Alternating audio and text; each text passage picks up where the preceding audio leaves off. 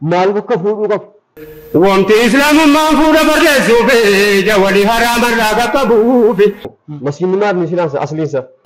Waa'ee masjiida har'a laaftuutti ilaalamu. Rabbiif jiraachuu jechuuni. Rabbiif jiraachuu kana wallaallee dhamana. Silaa fuulli islaamaa isa kam. Jireenyi keenya kulli islaamaa nama daallu. Nabii Rabbi sallallahu alaihi wasallam jaallachuu jechuun maali?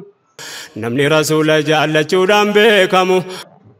Mee bakka dhabeetanii fi mee ergaa isaa waan hubattanii irraa jecha tokko lama naa himaa. Raayyaa haasee fidee lafarraa haasaa. Waan jedhamu qabu. Waan silaa ulamoonni dubbachuu qaban. Waan sheekoliin dubbachuu qaban. Waan silaa manguddoonni dubbachuu qaban hojii raayyaa walitti qabee dubbatee jechuudha. Gaafa inni dubbatee fi wal kaanu qabu. Yookaan immoo jecha quraanni nuu galuu dide yookaan hadiisni nuu galuu dide raayyaa nuu ibsa jechuudha. Haala salphoodhaan. Akkanatti hubadhee akka diinii akkaataa nuu galeef isaa galee gargaaratti fakkaatani. Akkuma ulamoota irraa keenya irraa illee dhageenyutti wallaahi baay'ee garaagarummaa cimaa qaba. Akkasitti hubadhee jiraani kan raayyaa.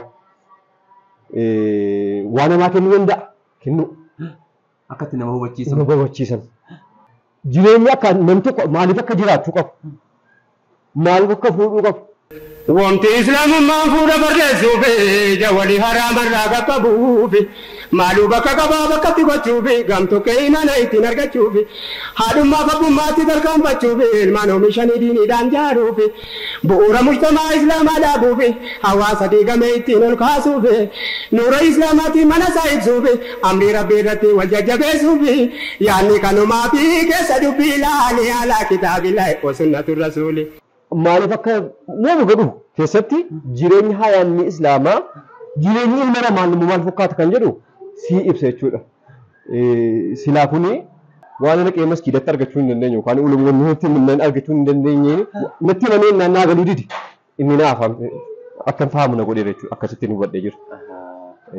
Iddoo bareedaadha. Mee cuunfaan ergaa isaa maal jedha? Waan qabaa cuunfaan ergaa isaa waan bakka tokkotti waan jecha gabaabaadhaan cuunfuu hin dandeessaa? Wallaahi akkanatti natti jabaata. Maali jennaan?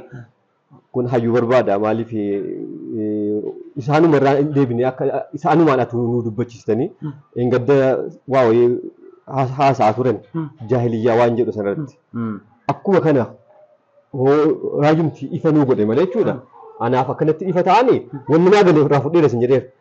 Akka islaminaadha akka itti jiraatu himuu qabu. Islaminaadha amma aan islaamaa akkasi jenna malee jechuudha. Islaminaan sun osoo galiin keessa jira turre. Isin dhugumaatti taanaa jechuudha. Hayaata sahabootaa fidee nutti agarsiise jireenya isaan jiraatan akkaataa itti isaan jiraatan diinii kana akkatti jiraatamuu qabu akkasitti nu agarsiise.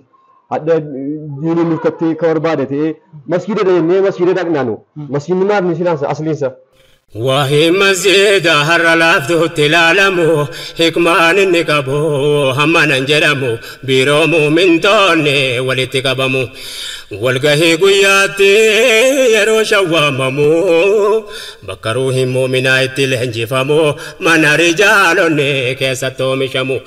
Kolleejjii rasuulaati kan zabana kamu bakka wanti hin taane hin ta'u jedhamu akkas ture masjiidni kan seenaan nu himu.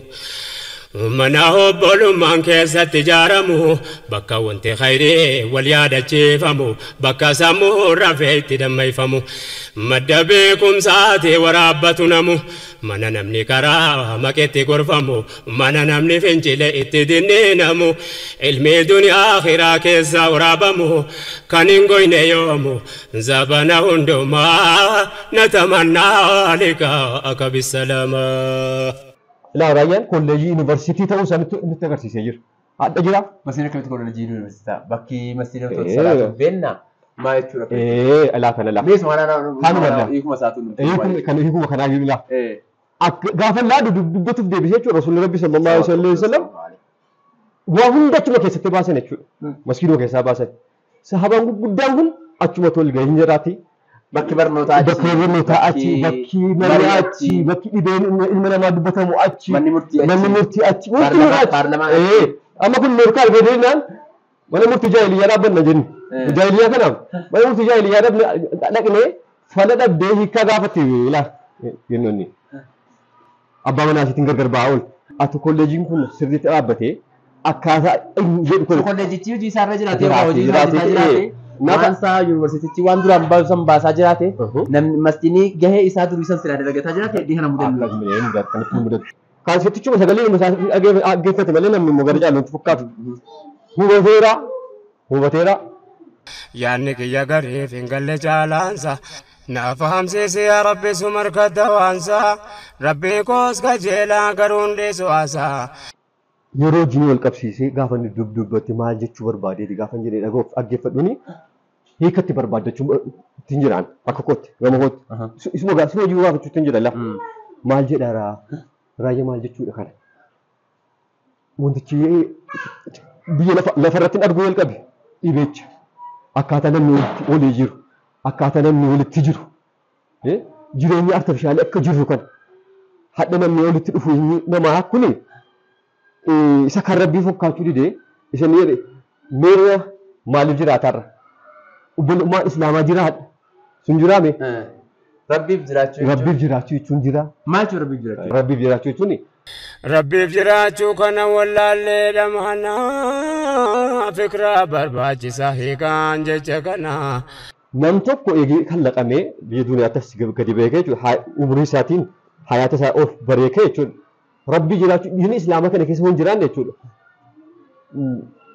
Hadda waan faranjii hojii sanatti tolfitaniitu waan barbaadde jaahiliyyaa akka barbaaddetti gadi buusee jechuudha.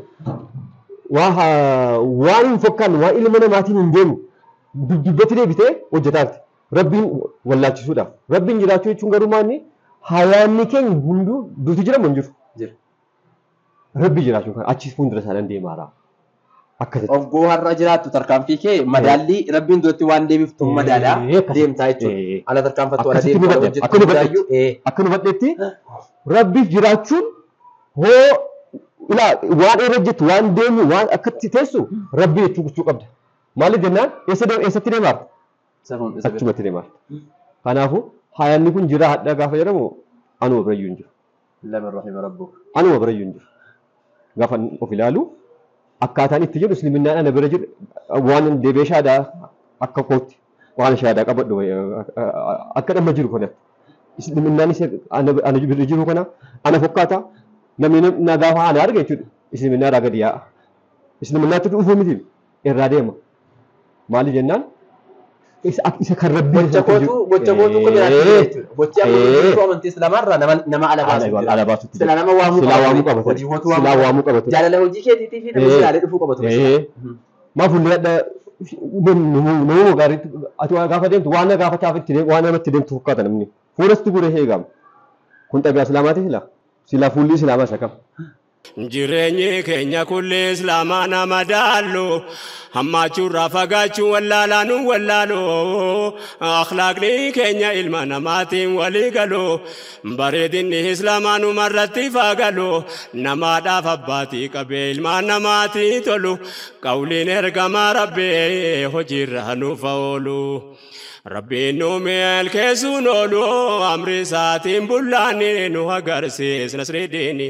Nabii Rabbi sallallahu alaihi wasallam jaallachuu jechuun maanni isaan waan hojjetan sanarraa waan isaan godhan sana gochuu dhabdi sila amma sanatti jirraama. Hayaatan Islaamaa wanta jennu koo ofumaaf tolfannee isaan jaallachuu jechuun tarkaanfii isaanii tarkaanfii. Ammoo sanarratti hin ta'ini kan koo. Imaam Nawawi Rabbi rahmataa godhuu fi tuffaa hanyaatiin duniyaarraa galanii jedhan namarraa gaaf tokko dhagaye maali jennaani nabiin akkamitti cuffata addaataa akkamitti cuffata wallaalee ana akka isaanitti nyaatan hin beeku akkamitti nyaadhaa jedhanii isirraa deemee jedhan. Nabiin jaallachuu jechuun akka isaanii hojii hunda keessatti akka isaanii ta'u. Fakkeenyaaf koblaa seeqachaa nama bahan seeqachaa namatti bahan. Waan akkanaa jaallatan. Waan inni ajaa'ibe tokkoon sitti. Gaafa achi sitti bahan atuma si beekan jechuudha. Silaa isaantu shaqeennaan gammaddee sheekuu kootti feetee gamtii ati asii caccabdeetti deemta jarri achi waa biraatti sitti akkasitti jira jechuudha. Inni kaafirtichi akkamitti Islaaminaa ta'u. Sila taatee argamuu dhabdi ante yennaan himti sila ansuuraan koo kun wajjaan koo kun Islaama gaafa fakkaate waa bichaan barbaadu awaa masjiida koo dhaabbatanii gochuun barbaadu sila akkana godhate irraa akkanatti naa ibsee natti mennaanii naa gale hammi kun naa gale naan jedhu gaafii biraa natti fidaarfa. Anguma naa gale irraa malee ammallee ittiin buun deebinee hoolaalle waa'ee ustaaz raayyaa abbaa macaa akkaataa inni itti gadhiisuutu hojiidhaan godhee footoo isaa fide jechuudha. Akka hayaanni islaamaa kana fakkaata. Kaasittuma kamuu keessa galu. Mee akkaataa inni quraanatti ibsa argiteetta? Qur'aanni manuwaalii keessatti barbaannu kan waan ta'ee dabree qaraanee qorannu waan dura argamerraa har'atti hin gorfamnu. Qur'aan akkaataa inni ibsu jechuudha. Maanuwaaliin islaamaa kun maal? Maanuwaalii jechuun maal? Sila akkuma maanuwaaliin makiinaan kun hoo maanuwaalii qabbaate maanuwaalii isaa ilaalte malee bakka ittiin deebistu. Hoo maanuwaalii isaa hin argine bootaa galleessite bakka amma jiruu namni hin beekne ala xuftoochitu ala dhaabdu kana amma intineetii qaba maannoo istaartarii tokko jira achi garaajii meeqa fuunee deema maanuwaalii fidaan hin jedhan hundinuu maanuwaalii bakka maanuwaalii dubbisne ammallee maanuwaalii dubbisan malee sirreessa asiin moo'inkoo deeme inni abbaan moo'inkoo jechuun immoo isa makiinaa yeroo Jaappaanii makiinaa hojjetan jechuudha. Jarumti deebisanii waan jedhan ayi maanuwaalii hin taane hin jedhan. Kana jechuun maanuwaalii fudurkaa dhabnu dhiisnee maanuwaalii biraa tolfannee jechuudha. Maanuwaalii labsiyyaa tolfannee. Maanuwaalii malee tolchuu hin danda'u. Maanuwaalii jedhe. Maanuwaalii kan beekan kan makiinaa kanatti kan maaliif itti beeka. Lakkaasa maanuwaaliin dhuguma as jira. Quraana kan maanuwaaliin keenya. Jecha rasuulli rabbii isa maanuwaaliin keenya. Maanuwaalii kana dhiisee jechuun maanuwaalii ofii tolfannee akka barbaanne oofaa oolla jechuudha. Akkasitti nu baddeeni. Manuwaala jechuun gaddas wannidha wambira tokko fidanii kursii tokko amadaa jennaani. Kursaan qabaduudhaaf nama meeqatti waamanan manuwaala kennaa. Namni tokko illee manuwaala barbaade. Maaliif inni akkaataa inni namaa fayyadama dura socho'uu dura tarkaanfachuu dura waa hunda dura manuwaala isaasan ilaallachuu qaba jechuudha. Manuwaala osoo ilaallatiin osoo manuwaalli akkamittiin ajaja hin jedhin gara akkamittiin deeman jedhin deemuu hin qabu. Manuwaala quraanni manuwaala ibsi akkuma siniin jennee hordoftoota fi daawwattoota keenya irra hedduun hiikni akka keessa jiru jechuudha. Ustaaz Raayyaa keessatti isaan fayyadamanu irra hedduun isaa gariin hiika fedha. Gariin ammoo kan hiika afaan Oromoo isaa beektu ergaan hiika barbaada. Ergaan hiika barbaada jechuun hiika barbaada. Kanaaf wal qabatee inshaAllahu ta'ala ustaazaa wajjin gaafii kana gaafatte garuu maaliif uummatatti gadi baatee gaafanne? Uummanni akkamitti hubatee gatu gaafanne gaariidha kun. Hin gaafadha rakkoon qabu malee. Kana maaliif seeta beektaa? Jaalaluma dhaggeeffataa akkuma nama kaasettuma jaahiliyyaa dhaggeeffatu ta'uu dhaggeeffatee nashaaxa kana qofa ta'e ammallee kaasaaruma raayyaas kasaa hojjete jechuudha. Nama garee namu hin gallee wajja bal'aa. Inshallah ta'ala. Ayyee gabbaanee gaafannee isin agarsiifne rabbi jedhee wasalaamu alaikum wa rahmatullahi wa barakaatuh. Raayyaa Abbaa Michaa.